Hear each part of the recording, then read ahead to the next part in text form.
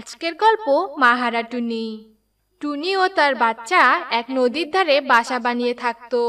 একদিন তুলি তার মাকে বলতে লাগলো, মা মা অনেকদিন থেকে নদীর ধারে যাওয়া হয় না, চলো না আজকে একটু ঘুরে আসি।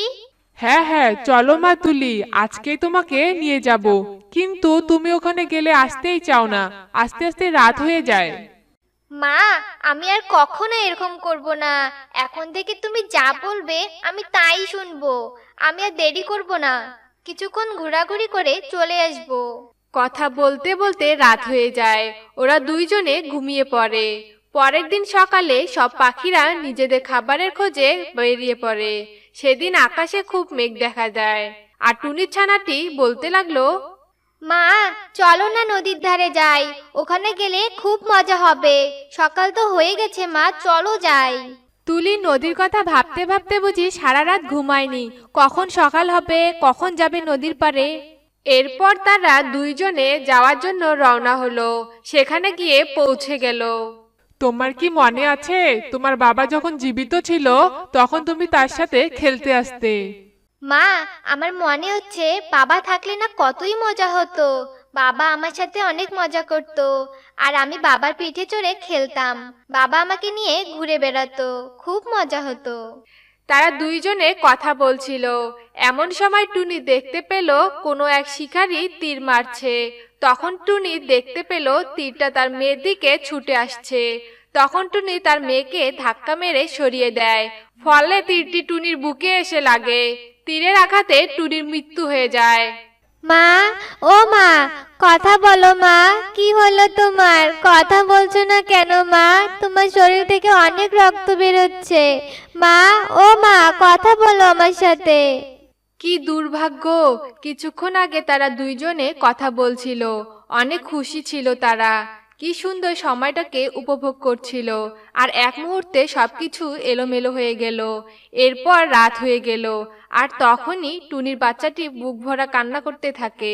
আর তখনই তোতা পাখি আসে। তুলিমা, ও তুলিমা, তুমি কাঁদছো কেন? আমি শুনেছি তোমার মা এই দুনিয়াতে আর বেঁচে নাই।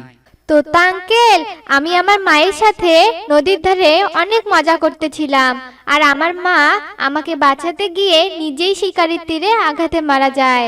তুলি, তুমি তো এখনো নিজের খাবার নিজে সংরক্ষণ করতে পারো না। খাবার না খেয়ে কিভাবে বেঁচে থাকবে? কিন্তু আমি এখন কি করব? আমার ভাগ্যে হয়তো এটাই লেখা ছিল। এখন তো আমাকে একা একাই বেঁচে থাকতে হবে। তারপরে সেখানে কাকলি চলে আসে। ছোট টুনি পাখি, তোমার কি হয়েছে? আমাকে খুলে বলো। আমাকে খুলে না বললে আমি বুঝবো কিভাবে যে তোমার কি হয়েছে? তারপর তুলি কাকলিকে সব কথা খুলে বলল। আমি জানি তোমার খুব কষ্ট হচ্ছে। আমি তোমাকে সাহায্য করতে চাই। আমার বাসায় ডিম পাহারা দেওয়ার জন্য কাজের লোকের দরকার, তাই একজনকে খুঁজছিলাম। এই কাজের বিনিময়ে আমি তোমাকে খাবার খেতে দেব, আর তোমাকে খাবার জোগাতে হবে না। আজকেই তো বেচারির মা মারা গেছে, আর তুমি এসব কি বলছো? আজকে এইসব কথা বলা লাগে? আমি তো খারাপ কিছু বলিনি। তুমি যদি ওর জন্য খাবার খুঁজে এনে দিতে পারো তাহলে দাও। আমি চললাম। তোতা তখন আনতা আনতা করে চলে যায়। আমি ছোট হলেও সব কাজ করতে পারি। আমার মা আমাকে সব কাজ শিখিয়েছেন। আমি সব কাজ করে দিব।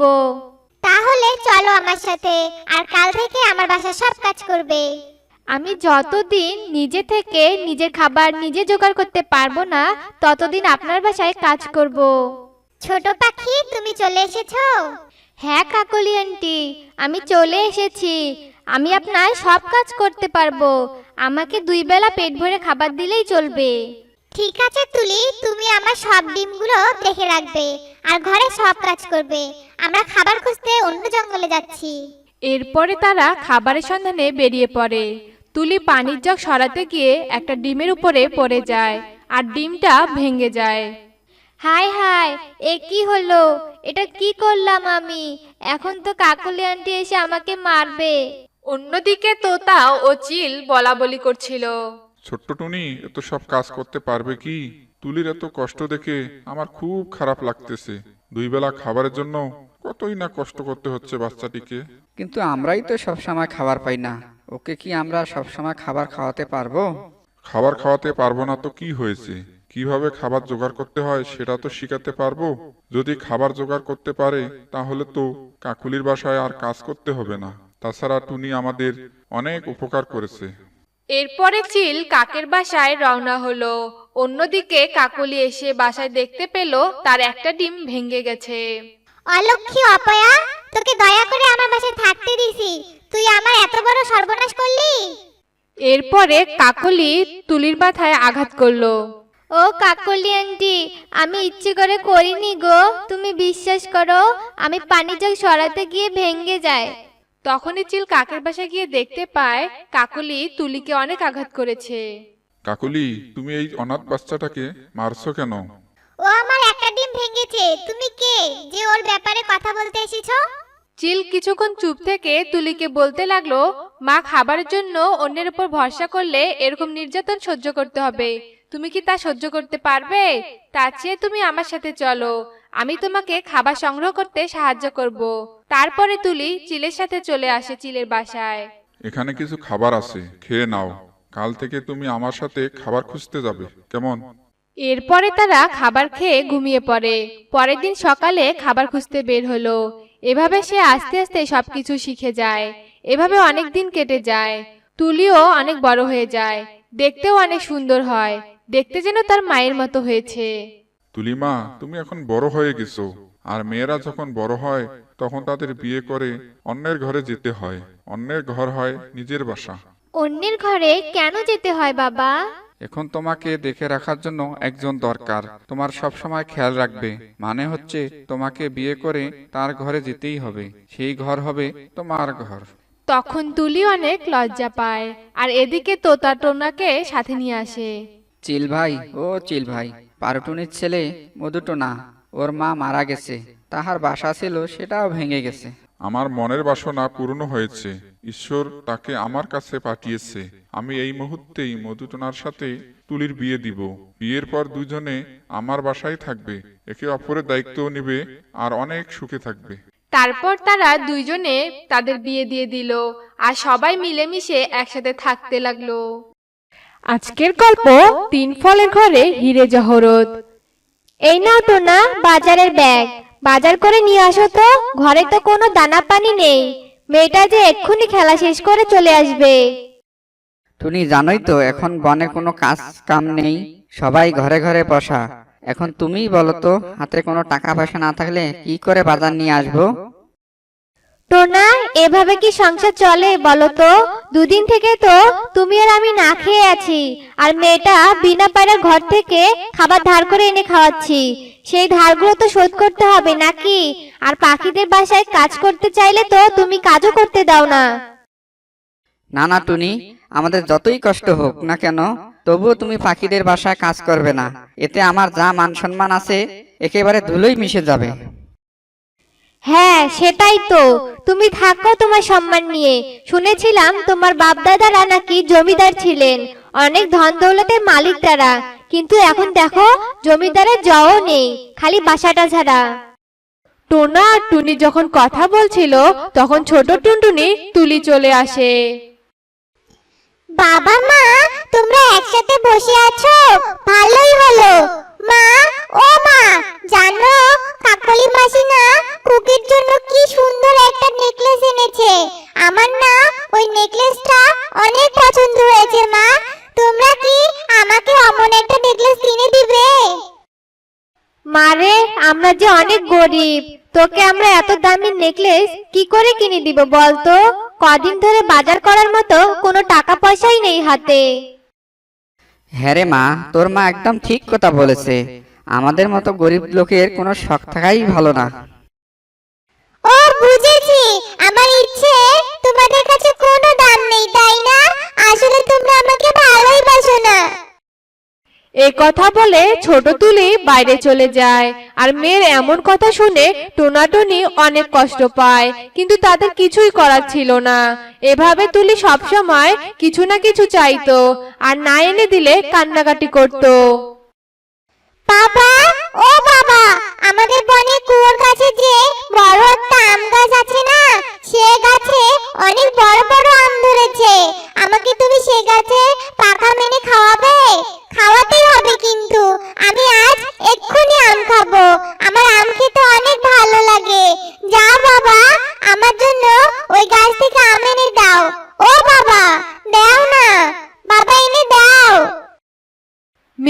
এমন আবদারে টোনা রাজি হয়।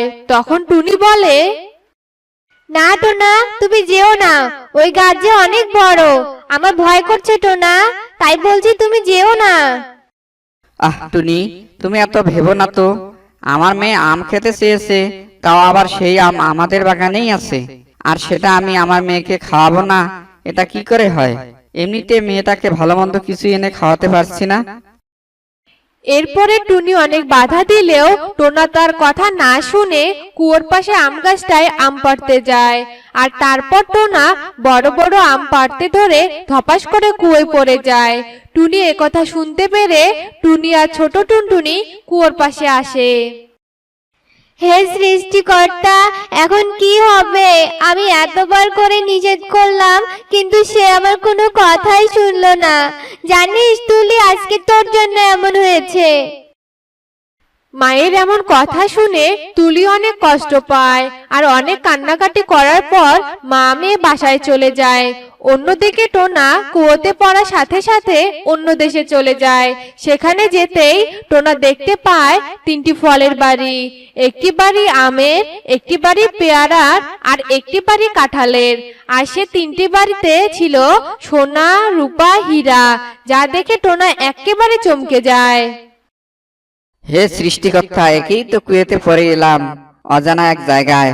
তার মাঝে দেখি 3টা ফলের বাড়ি, আর প্রত্যেকটা বাড়িতে সোনা, রূপা, হিরে। আচ্ছা, আমার বাপ দাদারা তো জমিদার ছিল, তবে কি তারাই এই কুয়ের ভিতরে 3 ফলের হিরে জহরত রেখে গেছে? তাহলে তো ভালোই হতো। আমি বরং 3 ঘর থেকে কিছু হিরে, সোনা, রূপা নিয়ে বাড়িতে যাই। আমাকে একটুও লোভ করা যাবে না। এইসব বলে টোনা 3 ঘর থেকে কিছু হিরে, সোনা, রূপা নিয়ে বাইরে চলে আসে আর বাড়ি ফিরে যায়। আহা, তোমরা মা মেয়ে এমন করে কাঁদছো কেন? আরে দেখো, আমি ফিরে এসেছি, আর সাথে আরো কত কি নিয়ে এসেছি। একি টোনা, তুমি বেঁচে আছো কিভাবে বলো? আর তোমার হাতে এসব কি? এত সোনা, রূপা, হিরে, এগুলো তুমি কোথায় পেলে টোনা? এরপর টোনা সেই সব ঘটনা তাদের খুলে বলে। সব কথা শুনে তারা মা মেয়ে অনেক খুশি হয়। ভালোই হয়েছে বাবা, এখন থেকে আমাদের আর কোনো অভাব থাকবে না। এগুলো বিক্রি করে আমরা অনেক টাকা পাবো, আর সেসব টাকা দিয়ে তুমি আমাকে ভালো ভালো জামা কাপড়, ভালো ভালো খাবার আর অনেক কিছু কিনে দিবে, তাই না বাবা? এরপর থেকে টোনা প্রায় সেই 3 ফলের বাড়ি থেকে তার যতটুকু প্রয়োজন ততটুকু করে হিরে, সোনা, রূপা নিয়ে আসতো, আর সেগুলো বিক্রি করে অনেক টাকা রোজগার করত। আর তখন থেকে তারা সুখে দিন কাটাতো। এইভাবে বেশ কিছু দিন কেটে যায়। অন্যদিকে টোনাদের এমন উন্নতি দেখে কাকলি বেশ চিন্তায় পড়ে যায়। কি ব্যাপার, টোনারা তো অনেক গরিব ছিল, তাহলে হঠাৎ এমন কি হলো যে ওরা এত তাড়াতাড়ি বড়লোক হয়ে যাচ্ছে? মনে হচ্ছে কোনো গন্ডগোল আছে। আজই ব্যাপারটা আমাকে দেখতে হবে। এরপর কাকুলি কাক টোনার ওপর নজর রাখতে শুরু করে, আর সে টোনাকে কুয়ো থেকে স্বর্ণমুদ্রা আনতে দেখতে পায়। সে কি? তাহলে এই ব্যাপার, তবে ভালোই হলো। এখন থেকে আমিও কুয়োর ভিতর থেকে অনেক হিরে, সোনা, রূপা এগুলো নিয়ে আসবো, আর ওদের থেকে অনেক বড়লোক হব আমি। এসব ভেবে কাকুলি কাক বাড়ি চলে যায়। আর পরের দিন কাকুলি কাক যেই না কুয়োতে থাকার মইটাতে পা দিয়েছে, অমনি পা পিছলে পড়ে যায়। আর কাকুলি কাক কুয়োতে পড়ে গিয়ে মাথায় প্রচন্ড আঘাত পায়। আর কিছুক্ষণ পর টোনা এসে দেখতে পায়। তারপর টোনা কাকুলি কাককে উদ্ধার করে হাসপাতালে নিয়ে যায়। আর কিছুক্ষণ পরে কাকুলি কাকের জ্ঞান ফিরে আসে, কিন্তু মাথায় প্রচন্ড আঘাত পাওয়ার কারণে কাকুলি কাকের স্মৃতিশক্তি নষ্ট হয়ে যায়। সে কি? আমি কোথায়? আমি এখানে কেন? আর আমি বা কে? আর বাসা, তোমরা আবার কারা? কাকলির এসব কাণ্ড দেখে টোনা অনেক হাসতে থাকে আর মনে মনে বলে, যাক, কাকলির স্মৃতিশক্তি চলে গিয়ে ভালোই হয়েছে। ও তো সবকিছু জেনেই গিয়েছিল, আর এখন যেহেতু ওর স্মৃতিশক্তি নেই, ও আর নিজে কুয়েতে যাবে না, আর কাউকে এ ব্যাপারে বলতেও পারবে না। এরপর টোনা কাকুলিকে তার বাসায় পৌঁছে দেয় আর খুশি মনে তার বাড়িতে চলে যায়।